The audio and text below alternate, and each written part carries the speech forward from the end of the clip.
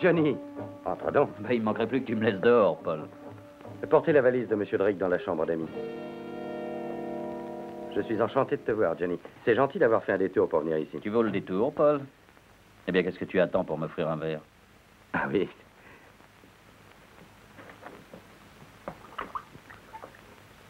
Tu as très bonne mine. Ça doit venir de ce que je mène une vie impossible.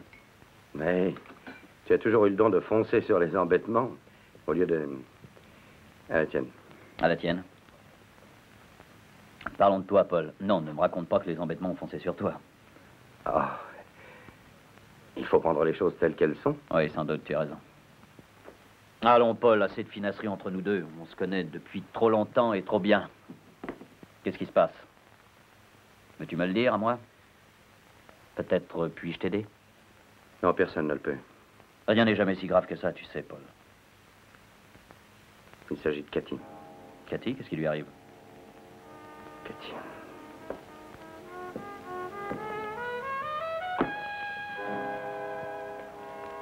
On reste seul avec une petite fille. On essaie d'être à la fois son père et sa mère. On la comble d'affection, de tendresse. Et tout à coup, que se passe-t-il? C'est ma faute. C'est sûrement ma faute. Je n'ai pas dû y voir clair. Mais comment? Comment? Paul, il n'y a pas lieu de te faire de reproches, tu le sais. Aucun père n'aurait pu faire plus pour sa fille. J'ai connu Johnny, Cathy quand je elle t'en avait prie. 10 ans. Regarde ça. Elle se drogue.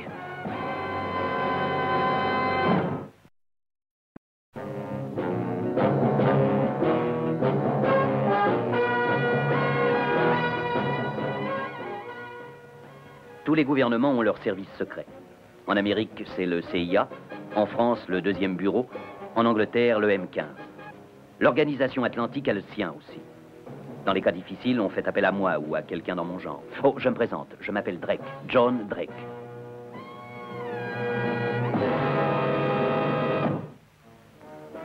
Oui, nous la connaissons, Johnny.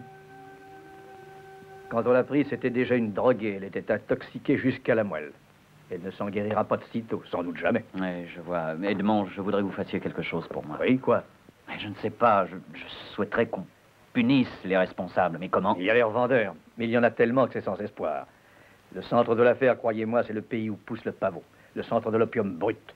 Eldora, c'est la cible à atteindre. Mais sans doute ce gouvernement doit contrôler la culture et la vente du pavot, de l'opium. La contrôler? Il l'encourage, oui. Sa théorie est que s'il existe des gens assez stupides pour acheter la drogue, il n'y a qu'à la vendre et empocher la monnaie. Nous avons un dossier là-dessus, justement. Nous savons qu'ils la vendent à la mafia. Il y a des Corses dont l'organisation est à Marseille. Le gouvernement vend directement à ces formants. 90% de la drogue est écoulée en Amérique et elle tue des jeunes êtres comme Cathy. Il n'y a donc rien à faire. Saisir une cargaison de temps en temps. Nous savons que c'est une goutte d'eau dans l'océan de la drogue. Nous avons essayé depuis des années de coincer les gros fournisseurs d'Eldora. Sans succès. Edmond, vous avez les mains liées politiquement, mais vous savez, je suppose que j'ai des méthodes assez peu orthodoxes. Si j'ai des ennuis, c'est à mes risques et périls. Mais je vous promets que ça ne compromettra pas le gouvernement. Quand vous serez à Eldora, Johnny, allez à cette adresse. Sandy Lewis.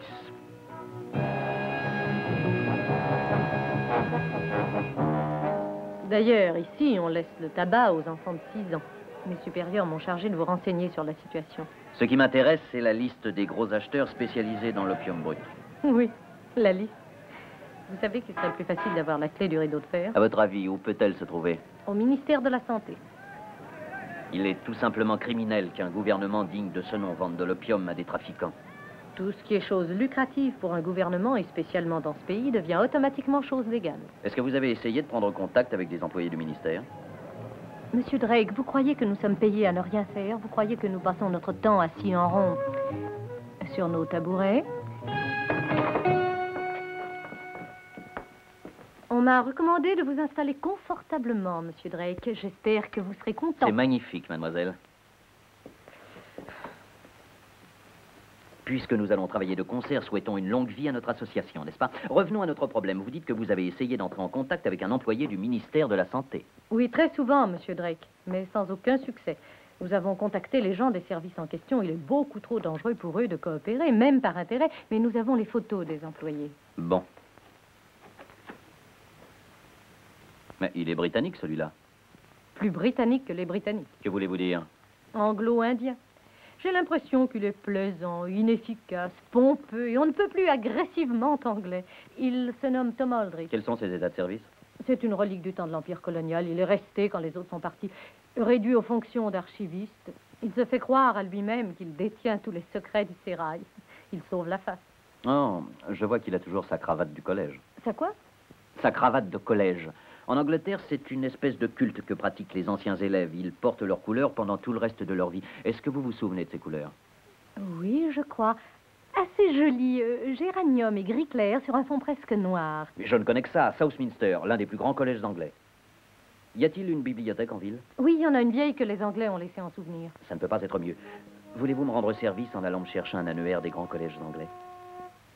Répétez-moi cette dernière page de l'annuaire. Qui a fondé le collège de Southminster? Chose assez curieuse, Sir William Southminster. La date? En 1462. Et qui a été le préfet des études entre 1927 et 1931? Christopher Senton. Bon, et comment l'école est-elle divisée? En 4 maisons. Entrez en 4 maisons de la cloche et de l'horloge. Ah, voilà, merci. De la rivière et de la tour. Et quelles sont les couleurs de celle de la rivière? Bleu et vert. De celle de la tour? Rouge et blanc. Bravo, un bon Et point. voilà la cravate et je l'air d'un Southminster. Merci. Vous êtes sûr qu'il va venir ici? Certaine. Hamid m'a dit qu'il arrive exactement 3 minutes après qu'une heure est sonnée. Il va là-bas prendre son journal, demande une tasse de café et va s'asseoir à cette table, dans ce coin-là. La même routine depuis des années et des années. Eh bien, il lui reste 10 secondes, sans quoi la routine est faussée. 7, 6, 5. Ah, il est en avance. Peut-être que votre montre ne va pas. Elle va très bien. Parle-moi de ta nouvelle robe, chérie. Elle est très simple.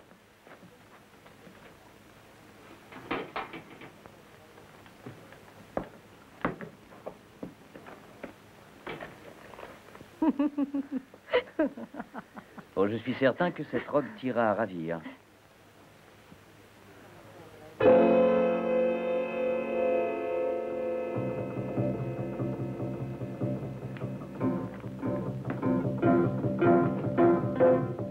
Je vais me faire un corsage drapé sur le côté Excusez-moi. droit. Avec... Je ne voudrais pas être indiscret, mais excusez-moi de me présenter moi-même. Oui, que puis-je faire pour vous? Je m'appelle Aldrich, capitaine Aldrich. Oui. Oh, ma parole, chérie, tu es aveugle. Regarde, monsieur porte la cravate de Southminster. mais vous sortez nom de notre vieille école aussi, mais c'est extraordinaire, asseyez-vous donc, Oui, vous en oui. prie. Quelle coïncidence. Quelle année? J'ai fini en 31. Oh, bien avant que je n'y entre. Oh, mais j'oubliais de me présenter, je m'appelle Drake et voici ma femme. Ah, je ne saurais dire à quel point je suis ravi de vous connaître, Madame Drake. Enchantée. Et vous aussi, monsieur. C'est une heureuse rencontre. Qu'est-ce que vous prenez? Oh, rien, merci. Voyons, nous devons célébrer ça, c'est un grand événement. Alors, je prendrai un Annie aussi, si vous permettez. Un Annie. S'il vous plaît, un Annie. Combien de temps restez-vous ici, capitaine Aldrich? Oh, moi... je vis ici. Ah, Et je fais partie de l'administration. Ah, très intéressant. Dans quel domaine? Oh, disons que j'occupe un poste de confiance, vous comprenez. Ah, je crois comprendre. Je n'en doute pas. Êtes-vous retourné voir notre vieille école récemment? Non, pas depuis des années. Notre jeunesse. Dans quelle maison étiez-vous? Celle de la rivière, couleur bleu et vert. Et vous, dans laquelle? L'horloge. Couleur rouge et blanc. C'est exact. Notre jeunesse. Dites-moi, capitaine Aldrich, pourquoi n'êtes-vous pas revenu au pays? Oh, c'est le climat. Il ne convenait plus à ma femme. je Voyez-vous, suis au bout de désolée tant d'être en d'années... retard. Oh, ma chère, permets-moi de te présenter Monsieur et Madame Drake, ma femme. Enchanté, madame. Mais je vous en prie, asseyez-vous, chère madame. Merci beaucoup. Pardon. Vous prendrez bien quelque chose, madame Aldrich? Oh non, rien. Merci, monsieur Drake. Imagine, ma chère, que je m'étais assis de ce côté-là en t'attendant lorsque j'ai remarqué cette cravate. Southminster. Je suis si contente pour toi, mon chéri. Cela fait au moins 10 ans qu'il n'a pas rencontré un camarade d'école. Capitaine Aldrich, je viens d'avoir une splendide idée. Notre fête annuelle a lieu jeudi, n'est-ce pas? Oh, non, autant que je me rappelle, notre fête annuelle a lieu le 1er mai. Oui, oui, bien sûr, je perds la mémoire. Jeudi, c'est celle du préfet des études.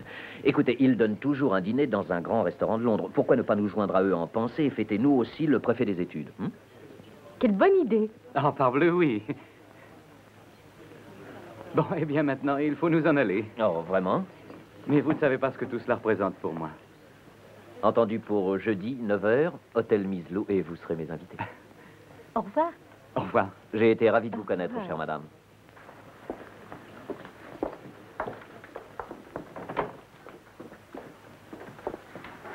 Ce que vous avez l'intention de faire à ce pauvre homme, c'est à vous donner froid dans le dos. C'est triste, très triste. Mais quand je songe à la petite Cathy, ça me laisse indifférent. Maintenant que nos verres sont remplis, mon cher capitaine, si on buvait à notre vieille école. Oh, volontiers. Et est-ce que vous vous rappelez le dernier couplet de la chanson de l'école? Ah oui, la chanson de l'école. Je sais, Laurier, c'est Laurier de l'école que nous avons gagné. La mémoire s'envole. Jours heureux envolés. Buvons à notre vieille école. À notre vieille école. À notre vieille école.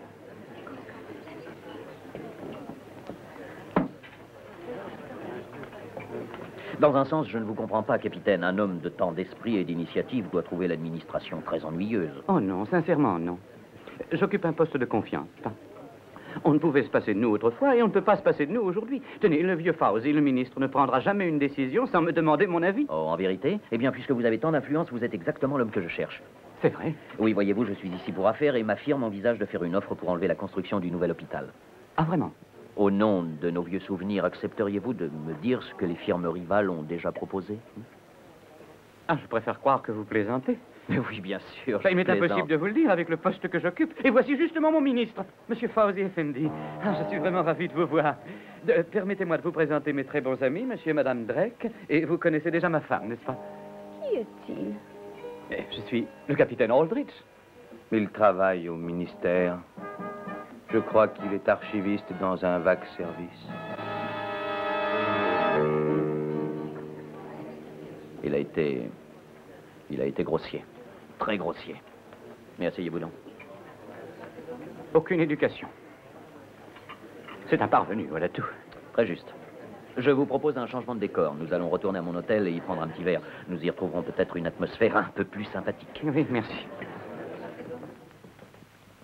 Nous allons nous remettre un petit peu de poudre, chère madame.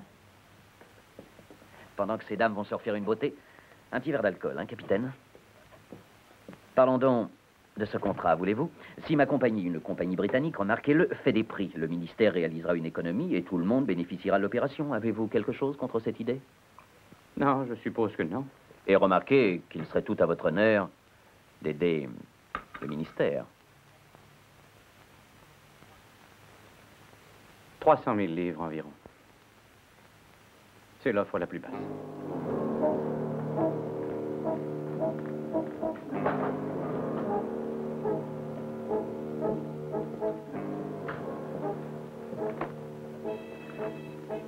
Pour vous? Non. Cela vous est dû? Non. Je vous ai donné cette information pour différentes raisons personnelles. Mais j'occupe un poste de confiance et je n'accepte pas de pot de vin. Bien sûr que non, mon cher. Qui donc y songerait? Mais pensez à votre femme. N'est-il pas temps que vous fassiez quelque chose pour elle? Oh, chère madame, votre mari et moi venons d'avoir une conversation très intéressante. Nous traitions une affaire. Encore un petit verre? Non, merci. Non, vraiment pas. Eh bien, puisque nous sommes tous prêts, je suggère que pour finir dignement cette soirée, nous allions dans un cabaret pour boire un verre ou deux, ou peut-être 3. Vous oubliez quelque chose, capitaine. Eh bien, allons-y. Après vous, chère madame. Vous ne croyez pas qu'il vaudrait mieux déposer ça dans le coffre, capitaine? Oh, mais mon cher ami, mais j'ai fort envie de payer ma part des réjouissances. Mais non, mais pas du tout, vous n'y pensez pas. Voulez-vous mettre ça dans le coffre, je vous prie? Merci beaucoup. Allons joindre ces dames, je vous en prie, capitaine.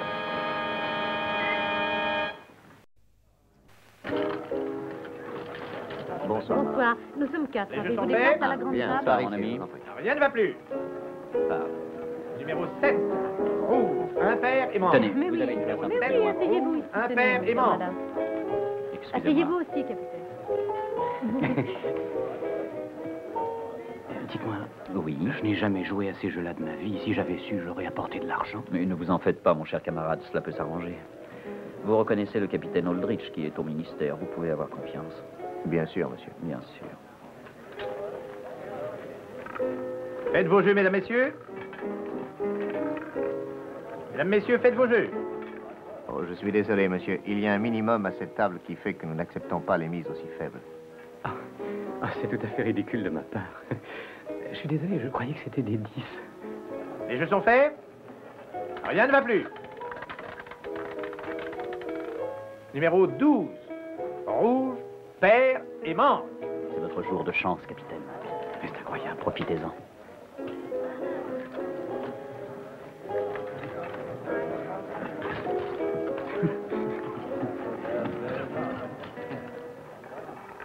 La chance ne durera pas. Elle n'a pas le droit de durer au Club Azor. Pauvre capitaine. Il n'avait pas besoin d'encouragement.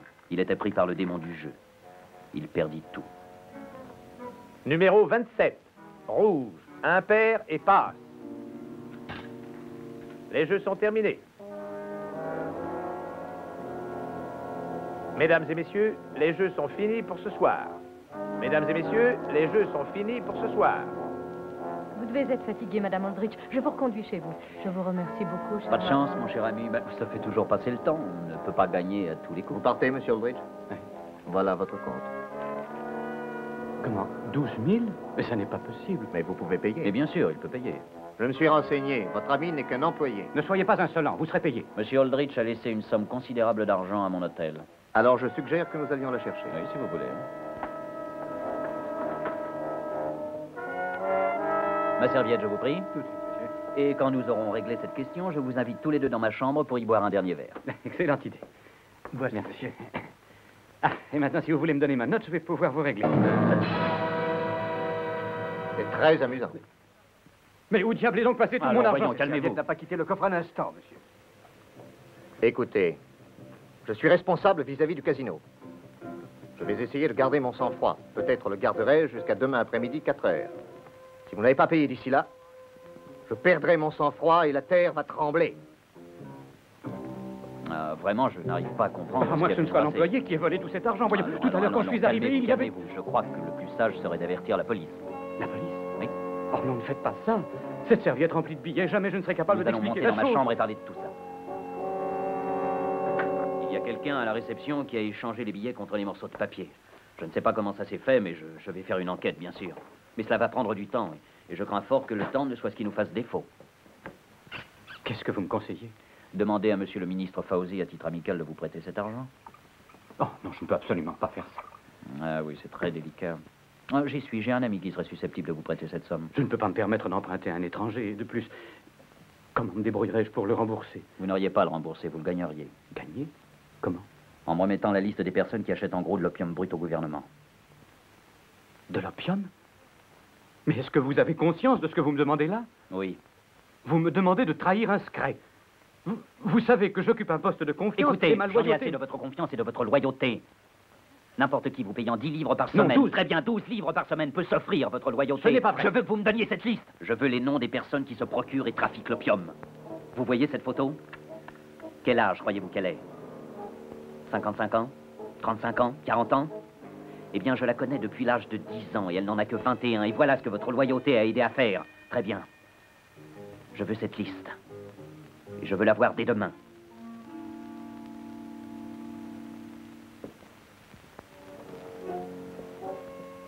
Notre employé, l'anglais, comment s'appelle-t-il? Aldrich, monsieur le ministre, le Je capitaine veux Aldrich. qu'il vienne ici tout de suite. Passez-moi les archives. Les archives, envoyez le capitaine Aldrich immédiatement au bureau de monsieur le ministre. Monsieur le ministre a passé une bonne soirée? Non, j'ai eu une indigestion. Ah, il est allé à la salle des classeurs. Qu'est-ce qu'il fait dans cet endroit? Faites-le sortir de là. Appelez-le au téléphone immédiatement. Je l'ai vu hier soir, avec un étranger. Champagne, caviar. Il avait l'air de bien s'amuser, je n'aime pas ça. Il a quoi? Il est sorti du ministère? Il est sorti. Donnez-moi ce téléphone. Passez-moi le portier. Si jamais il a... Le portier? Est-ce que le capitaine Aldrich vient de sortir? Quand? Il a emporté quoi? Envoyez-moi le détective de service tout de suite à mon bureau.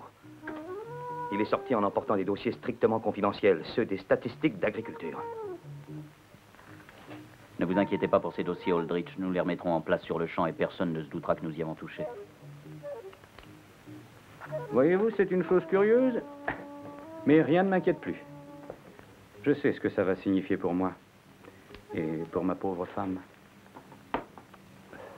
S'ils s'en aperçoivent. L'autre nuit, après votre départ, je n'ai pas pu m'endormir. Et ne vous en faites pas non plus pour vos pertes au jeu. Oh, certes non. Je ne suis hanté que par la photo de cette pauvre enfant que vous m'avez montrée. Ouvrez la porte! Police! Asseyez-vous là, et vite! Et un peu plus de profil. Encore un peu. Voilà, c'est très bien. Maintenant, souriez. Voilà, c'est parfait. Qu'est-ce que je peux faire pour vous? Vous allez tous deux venir avec moi. Fouillez leurs poches. Et prenez l'appareil photo. L'appareil?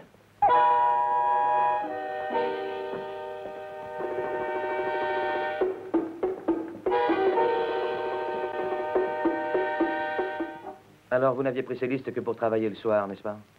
Mais cela n'a rien d'anormal. Et ça? Est-ce que c'est anormal? Allons, capitaine Aldridge, tâchez de trouver quelque chose de plus intelligent que ça. Oh, mais c'est sa version. Ah, c'est la vôtre aussi. Vous non plus, vous n'avez pas photographié ces listes, n'est-ce pas? Mais non, évidemment. Non, vous ne faisiez que prendre des photos de votre ami le capitaine Aldridge pour les vendre dans des bazars aux touristes friands de photos d'art. hein. Ah oui, monsieur le ministre. Oui. Très grave accusation contre vous, monsieur Drake. Espionnage, ça vaut au moins 10 ans. Et vous, capitaine Aldridge, une fois que ces négatifs seront développés, vous serez ce qu'on appelle un mort sans gloire. Ah, voici deux jolies épreuves toutes fraîches. Nous allons voir ça, hein? Qu'est-ce que c'est que ça? Ah, regardons un peu si elles sont bonnes. Oh, mais elles sont très réussies, excusez-moi, je vous prie. Regardez, celle-ci est très très bien. Elle a été prise au 250e. Ah, et tenez, en voici encore une très très bien éclairée. Eh, tenez, en voici encore une de vous, capitaine Aldridge. Regardez, vos hommes ressortent très bien au second plan, monsieur Fawzi. Ça suffit. Je ne sais vraiment pas ce que vous avez combiné avec cet homme, mais j'ai tout mon temps pour le découvrir. Ça vous coûtera au moins 20 ans de bagne. Je considère que ça n'est pas trop cher payé, monsieur Fawzi, pour retrouver le respect de soi-même. Et vous, vous allez quitter ce pays dans les 24 heures. Oh, voyons, si vous aviez un tant soit peu d'affection pour moi, vous ne m'en donneriez que 12. Mais avant de partir, j'aimerais avoir un entretien avec vous au sujet du nouvel hôpital que votre ministère fait bâtir. À propos de l'hôpital? Il paraît que l'offre la plus basse pour entreprendre la construction est de 300 000 livres. Elle est de 440 000. Attendez dehors. Capitaine Aldridge, vous devez vous rappeler que nous avons parlé de ça l'autre jour. Est-ce que vous ne m'avez pas affirmé que l'offre la plus basse provenant d'une compagnie française était de 300 000 livres? C'est exact. Et ne m'avez-vous pas dit aussi que l'offre de 440 000 livres avait été faite par la société irakienne d'entreprise? Oui, c'est vrai, monsieur Drake. Et est-ce que cette société irakienne d'entreprise n'appartient pas à un de vos cousins germains, monsieur Fawzi?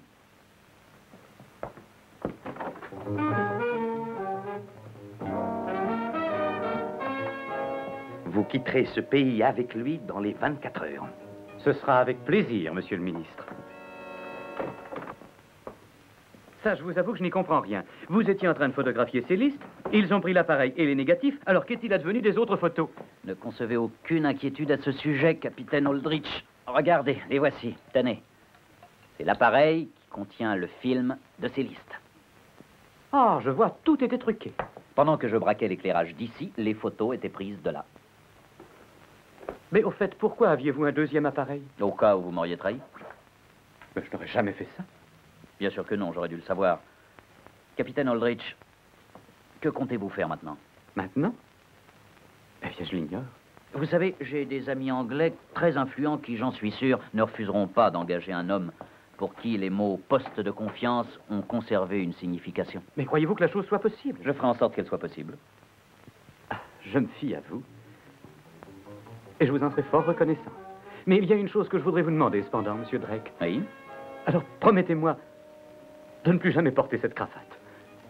D'accord, capitaine Aldridge, après vous.